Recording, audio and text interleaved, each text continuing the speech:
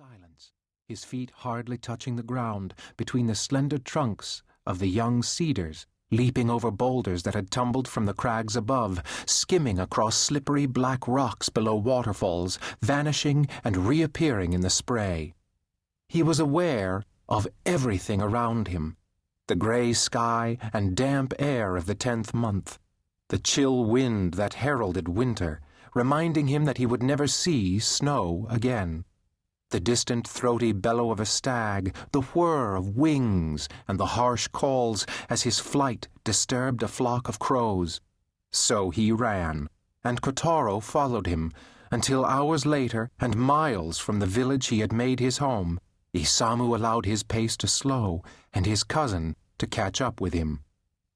He had come farther into the forest than ever before. There was no sun. He had no idea where he was. He hoped Kotaro would be as lost. He hoped his cousin would die here in the mountains on this lonely slope above a deep ravine. But he would not kill him. He who had killed so many times would never kill anyone again, not even to save his own life. He had made that vow, and he knew he was not going to break it. The wind had shifted to the east, and it had become much colder. But the pursuit had made Kotaro sweat. Isamu could see the gleaming drops as his cousin approached him. Neither of them breathed hard, despite their exertions. Beneath their deceptively slight build lay iron-hard muscles and years of training. Kotaro stopped and drew a twig from within his jacket. He held it out, saying, "It's nothing personal, cousin. I want to make that clear. The decision was made by the Kikuta family. We drew lots, and I got the short piece. But whatever possessed you to try to leave the tribe?" When Isamu made no reply, Kotaro went on. "I assume that's what you're trying to do.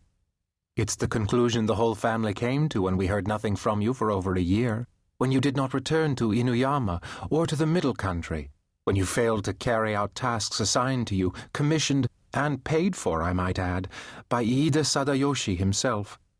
Some argued that you were dead, but no one had reported it, and I found it hard to believe who could kill you, Isamu. No one could get near enough to do it with knife or sword or garrote. You never fall asleep. You never get drunk. You have made yourself immune to all poisons.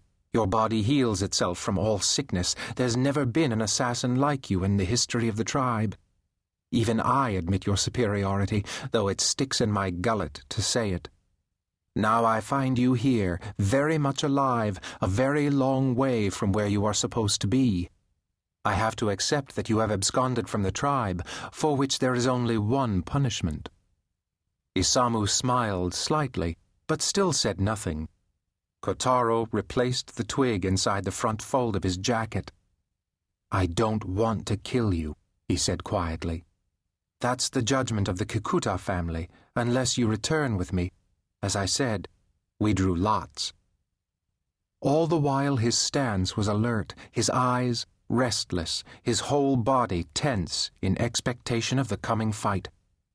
Isamu said, "I don't want to kill you either, but I will not return with you. You are right to say I have left the tribe. I have left it forever. I will never go back."